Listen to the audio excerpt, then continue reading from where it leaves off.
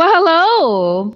My name is Sandra Williams, and I am the host of the I Shall Bloom Show. Yes, a show where we interview stellar individuals whose work and legacy has profoundly uplifted our communities for the better. Each week, we interview a different guest. We take a deeper dive into the work that they're doing in their lives, sharing ideas, experience collectively together. You see, here at I Shall Bloom, you shall bloom, and we shall bloom. Today, I have Dr. P. P. Daniel P. Martinez. Yes. Hello from the Red Cross. And guys, there's more to the Red Cross than just giving blood, getting blood, and learning CPR. So he is here today to teach us, educate, because this is I Shall Bloom, and it's all about learning. So without further ado, Dr. Daniel Martinez. I get so excited. The doctor's here. That's all right. You can call me whatever you like. I'm just very appreciative of the opportunity to be here. Oh, yes. Huh. Oh, he is just so.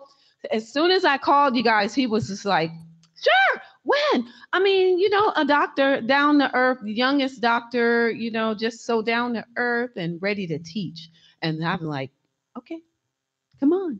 I love it. I appreciate it. Yes. One of the things that we were talking about before that I shared is there's a lot of misconception really about just the full scope of what the American Red Cross does Yes. On a local level. And so a lot of what I enjoy spending my time doing is sharing more about our mission, about our service, and really talking about what does that mean for us here in our community. Yes, that's it. So tell me, okay, so we talk about CPR. And I was just saying, hey, my blood is the best blood. And you're like, well, we do more than just blood. We don't even do it here in San Antonio. So what's the impact? Emergency situations, the Red Cross, homes. Tell me. So there's a whole lot. And I think the best way to kind of start in the conversation and break it down is first talk through, well, what are the lines of service, right? So bigger picture, what is it the Red Cross does? And then what does that mean for us in our local community, right? Yes. And so to start with, the mission of the Red Cross is very simple. We are here to prevent and alleviate human suffering. So that's the core of everything that we do. That's our litmus test of going back to, are we focused on preventing and alleviating human suffering? Yes. We are humanitarians, and that's all that we focus on, right? So sometimes some of the things that we get involved in, there might be like political implications with issues with helping migrants on border and all those types of things. But for us, all we care about is if there's a human in need, we're going to be there to help and support them. Right. And so that looks a number of different ways depending on which line of service we're talking through. Yes. So, as you mentioned, when people think of Red Cross, typically it's two things that they think of. Blood and CPR. Blood collection. So I'll say three, right? Training services, things like CPR training, and then disaster response. Right? Disaster. There's a hurricane, there's some major disaster, natural disaster. Red Cross is going to be there. And all of those things are true. Yeah. But we are so much more than that. But to start with those areas, right? Those are probably the most common things that people know us for. So training services is a huge comprehensive area where we do everything from pet CPR and pet first aid to infant, child, adult, all ends of the spectrum. Yes. Certifications people pay for. However, because our mission is to prevent and alleviate suffering, we offer a ton of services for free as well. So things like hands-only CPR. So that's free? That's completely free. Oh. Some general first aid. So any community partner, if you want to host an event where we come out and we can do training for free. Yes, I love that. We need that. So we try and promote that as much as we can. Okay. And it's pretty incredible because just in this past year alone, I've given out several life-saving awards from individuals, some of whom got trained for free and some who went through certification. Yes. But they got trained through the Red Cross and were in a situation where someone around them was suffering. And so last week, I awarded a life-saving award to an individual who works at the Jewish Community Center here in San Antonio. Yes. who was trained by Red Cross in first aid, CPR, and a few other areas. She was at a community pool when one child began drowning. So fully clothed and everything, she jumped right in and knew it. Was able to bring the child out, resuscitate the child. As that was happening, wouldn't you know it, the child's sibling, while everybody's focused on the one who fell into the water and started drowning too. So she went back in and saved a second child. Oh, right. man. And so because of her training with Red Cross, she was able to have that impact and really forever change the lives of this family who might have lost 2 children that day. Right. Oh, see. So training services has a major impact, and we try to provide as much as we can for free. And so anything that is without a certification, that's something that we can provide. So in addition to that, of course, blood collection, which we do. The American Red Cross manages 60% of the nation's blood supply. And so it's huge, right? So there's a major need and a reliance upon us for that service. Yes. And so what I share with people, that's an important fact for how we operate, what most people don't know. Yes. So those 2 lines of service, right, blood collection and training, they make about, it's a crazy number, about $85 billion a year. Okay. And the reason I share that, because people might think, well, shoot, Red Cross doesn't need money then, right? 85 billion? Billion with a B. Yes. And so, but the way we operate is so wonderful because from a national level, right, that's how much we earn. That is the money that's used to allow us to operate locally. So that pays, so in San Antonio, we operate between 1.5 and 2 million. When I say operate, I mean salaries, facilities, our fleet vehicles, all that kind of stuff. Yes. Right? But that doesn't account for anything mission delivery. That's just for us to maintain operations locally. Okay. And that's how we do it. My job and that of my staff is to help fundraise for mission delivery. So that's where now we're going to get into a little bit, what does that mean in San Antonio, right? And so San Antonio has the highest rate of home fires of any city in the state of Texas. Oh, wow. San Antonio. San Antonio does. I wonder why. And that's a great question, right? So like many things, unfortunately, there's a significant correlate between underserved populations and disasters like home fires and things of that nature. And when we look at the reasons, right, we think of a population that's using a space heater to heat a home, an oven to heat a home during winter. There might be issues of poor electrical in the home. And unfortunately, statistically, there's higher rate of smokers and there's high numbers of individuals who might fall asleep smoking a cigarette. Wow. Right. And so because of that and because of the demographics in this community, we see a higher rate of home fires. Yes. So, when people ask, well, in San Antonio, like, what does disaster response look like? We don't typically deal with hurricanes and earthquakes and stuff. For us, that's the local disaster fires that we deal with every single day. So there's an average of 8 fires per day in our community. Wow. We respond to a minimum of 3 per day. The difference in that gap, and part of the reason why I love sharing about our mission is we only respond if we're called out.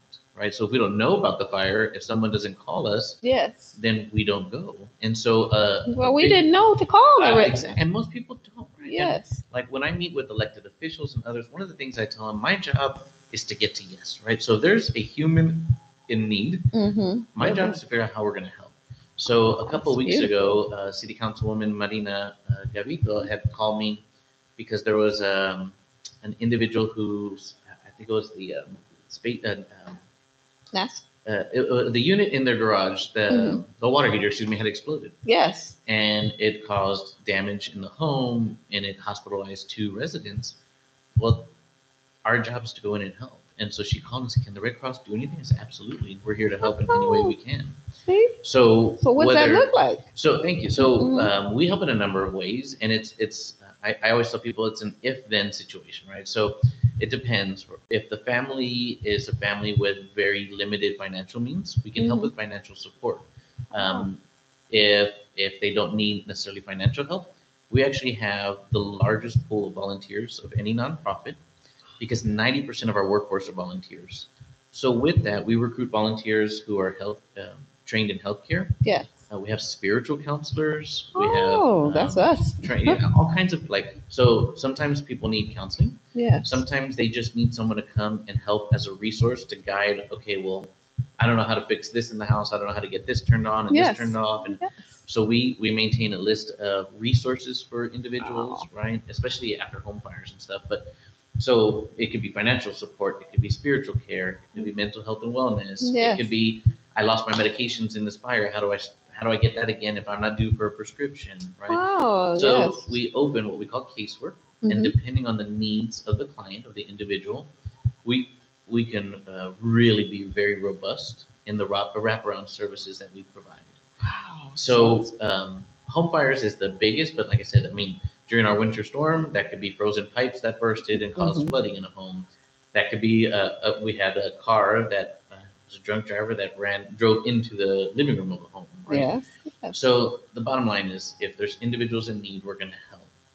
But to kind of put that into perspective, when I said of how we operate, right? Yes. So Yes. National takes care of operations. I fundraise for mission delivery. Mm-hmm. And in San Antonio and Bexar County alone, we gave almost $2 million, awarded almost $2 million in financial assistance to families who suffered home fires in the last fiscal year.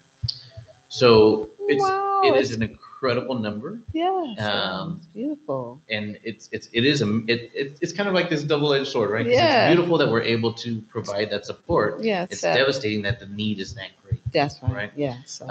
Because that number, right? One of the first things we do, a typical financial aid package that starts is about $650 per family, right? So as soon as we arrive, that's one of the first things we do. That could be in the form of a direct deposit, of a money card, something along those lines. And the reason we do it that way, Mm-hmm. every family has different needs, right? We Yeah. want them to feel empowered to Oh, I utilize that love resource this. Yeah. for whatever Oh, they need. I know it makes me want to So- cry because, you think of FEMA, but you're right here. American Red Cross is here, just right there. They just need to hear it. Absolutely. Just to absolutely. get that call. Oh, And it's so, beautiful. It makes me For cry. us, I want to ensure that as many people as possible understand that they can reach out. Yeah. If there's a way I can get to yes, we're going to do that to Mhm. provide support, right? It's beautiful. So disaster cycle services is the name of that line of service. Mhm. That's the number one thing that we focus our attention on within our local community. Yeah.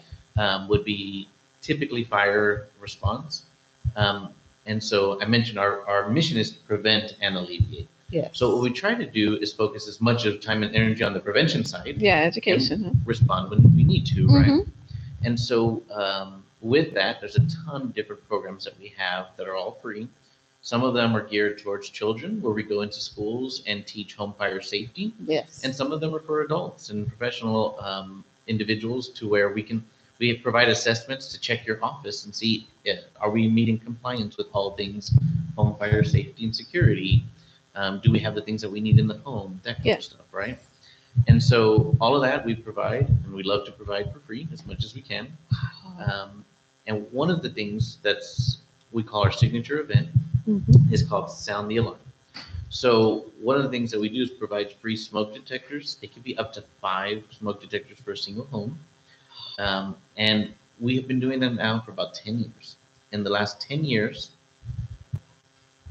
that we've done this, Yes.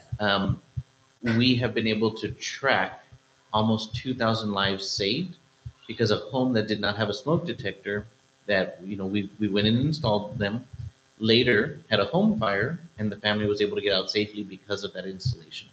Wow. And smoke detectors are so important. And the reality is, from the time a smoke detector signals, where it goes off, Yes. a family on average has less than 2 minutes before that home fire becomes fatal to evacuate. Right, so that's not a lot of time at all. Not at right? all. Wow. But if you think of that, right, so that's because the smoke has reached a certain point to where it's triggered the smoke detector. In less than 2 minutes, you have to evacuate. Imagine now a family without a smoke detector, who's waking up to that, who has probably even less time. Right? That's how quickly a home fire can become fatal.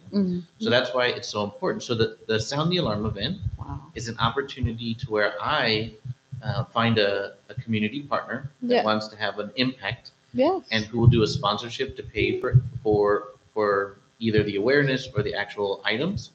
And then we go out and we do block walking into Yes. vulnerable populations, communities, Mm-hmm. and we provide everything for free because of the community partner that sponsored it. Yes. Right? So, Yes. like our last couple of sponsors, we had a Valero did a sponsorship, and Wow. we went into the neighborhood around St. Mary's University Yes. in the heart of the west side there, Mm-hmm.